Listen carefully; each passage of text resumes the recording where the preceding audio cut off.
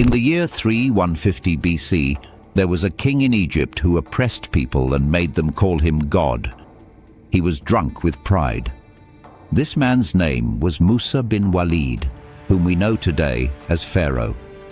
Pharaoh had made the children of Israel his slaves, and he treated them with extreme cruelty. Years passed under Pharaoh's rule, and his oppression kept increasing. But one day he heard people talking that a son would be born among the children of Israel who would bring down Pharaoh's rule. Pharaoh thought people had seen some dream, or that it was a prediction from their books. Then one day Pharaoh saw a dream. A fire came from Jerusalem and burned all the houses of Egypt, but it did not harm the children of Israel. Pharaoh woke up terrified and gathered all his magicians and priests and told them about the dream. They said that a boy would be born among the children of Israel, and the Egyptians would be killed at his hands. Hearing this, Pharaoh ordered that every boy born among the children of Israel should be killed. After this order, every baby boy that was born was killed. Then an economics expert told Pharaoh that the elders among the children of Israel were dying, and whenever boys were born, they were being killed. So soon, no men would remain to keep as slaves and forced to work. So a policy should be made. In 1 year, newborn boys should be killed, and in the next year, newborn boys should be spared. Pharaoh accepted this. In the year when boys were to be spared, the mother of Prophet Musa, a.s., became pregnant and gave birth to his brother, Prophet Harun, a.s. But the next year, when boys were to be killed, Prophet Musa, a.s., was born. His mother feared her child would be killed. Then Allah inspired her.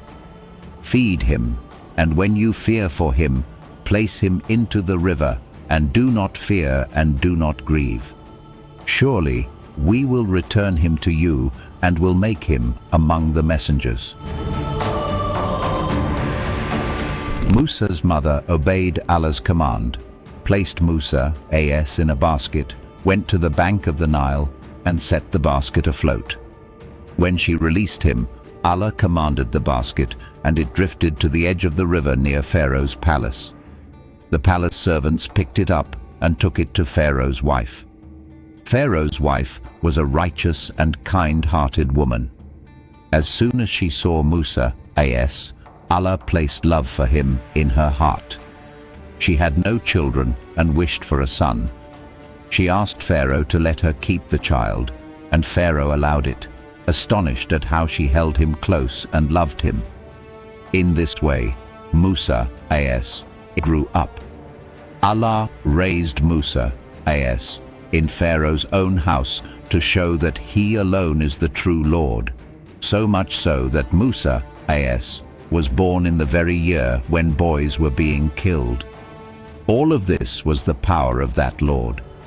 Allah granted Musa, a.s., strength and knowledge of the religion. One day, Musa, a.s., saw an Israelite being beaten by some Egyptians.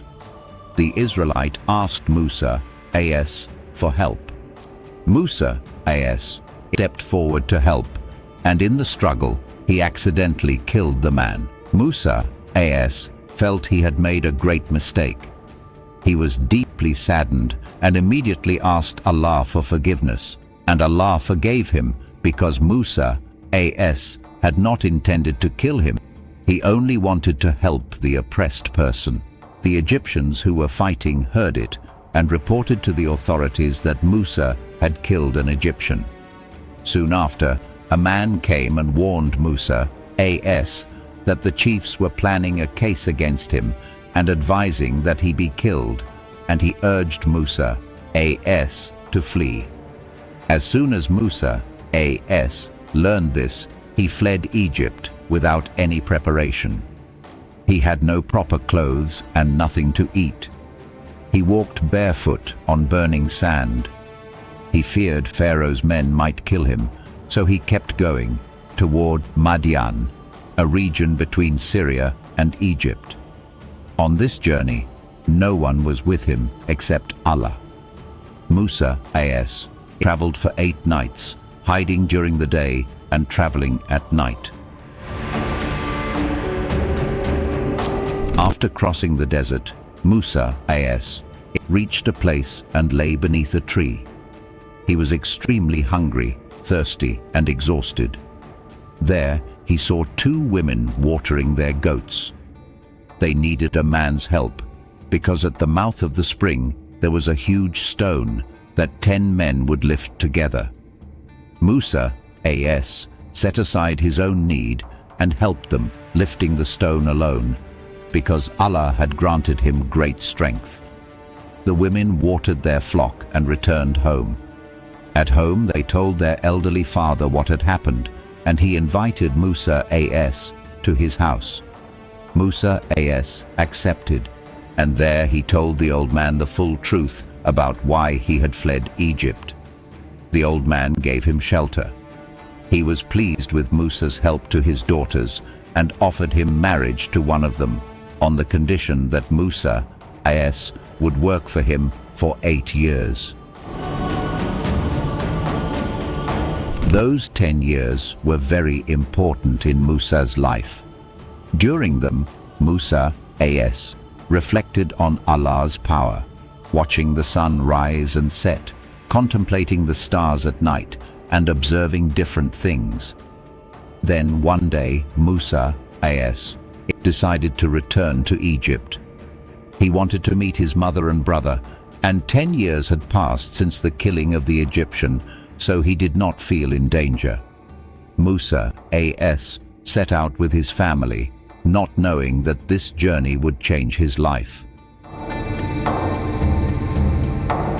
While traveling, Musa a.s. reached a mountain called Mount Tur, Sinai. From a distance, he saw a fire burning. He went to take fire to warm himself. When he reached it, he heard a beautiful voice. "O Musa, I am Allah, the Lord of this universe." Musa a.s. looked around in fear, then heard the voice again. "O Musa, what is in your right hand?" Trembling, he replied, "This is my staff. I lean on it, I strike branches with it for my sheep, and I use it for other tasks." The voice commanded him, "Throw your staff." He did so, and it instantly became a snake. Musa a.s. turned to run, but the voice said again, "Do not fear. Grasp it. We will return it to its first state." The snake returned to being a staff. Musa's fear ended because he realized he was witnessing the truth. A profound lesson is hidden here. As long as you sacrifice what you love for Allah's sake and accept what you dislike for Allah's sake, you will succeed. This contains the essence of the religion. Then Allah commanded Musa a.s. to place his hand inside his cloak. When he brought it out, it shone brilliantly. Allah said, "These are 2 signs from your Lord. Go to Pharaoh and his chiefs, for they are a corrupt people and have crossed all limits." Allah assured Musa a.s. of his protection and gave peace to his heart. Musa and Harun a.s. went together to Pharaoh and delivered the message. Musa a.s. invited him to Allah's religion. Pharaoh thought Musa was mad to dare speak before someone like him. Pharaoh asked, "What do you want?" Musa a.s. replied, "I want you to send the children of Israel with us." Pharaoh asked, "Why should I send them? They are my slaves." Musa a.s. replied, "They are servants of Allah." Pharaoh detained Musa and Harun a.s., gathered the best magicians in the world, and prepared for a contest between Musa a.s. and the magicians. Musa a.s. told them to show their magic first. They threw their ropes and staffs onto the ground, and they took the form of snakes. People were astonished. Pharaoh and his supporters clapped loudly.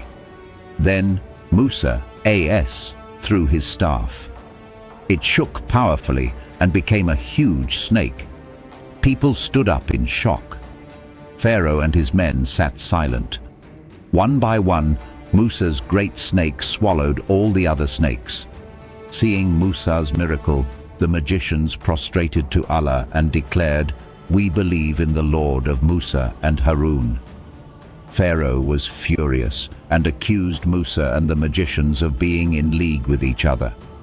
He began threatening Musa and the magicians. Musa and Harun, AS, left, and Pharaoh returned to his palace, shocked by these miracles and filled with rage. Then comes the climax. When Musa, AS, was fleeing with the children of Israel, Pharaoh chased them with his entire army. Musa, AS, reached the sea, and the path ended. There was no route to escape, and behind them, Pharaoh's army was closing in. The children of Israel said, "O Musa, you have trapped us. What will happen now?" But Musa, AS, said, "My Lord will make a way." Allah commanded Musa, AS, "Strike the ground with your staff." Musa, AS, did so, and an astonishing miracle appeared. When a path opened in the sea, Musa, AS, crossed with the children of Israel.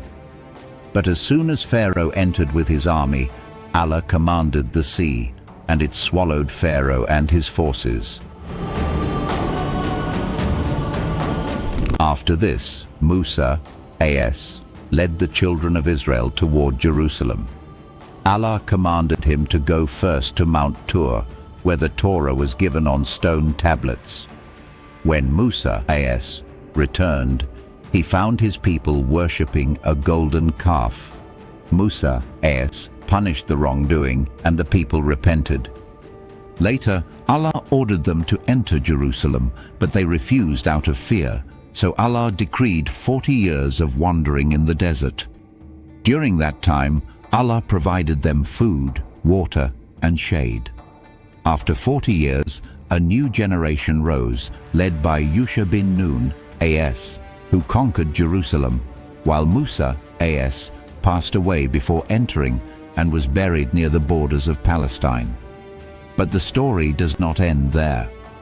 Allah says in the Quran that He would preserve Pharaoh's body as a sign for those who come after. Today, we will save your body so that you may be a sign for those after you, and surely many people are heedless of our signs. Allah did so. In 1898, Pharaoh's body was discovered in the Red Sea. The remarkable thing is that it remained preserved in this condition for thousands of years. It was found in the same sea in which Pharaoh was drowned. Today, that body is kept in a museum in Cairo and stands as a sign for the whole world, just as Allah said in the Quran.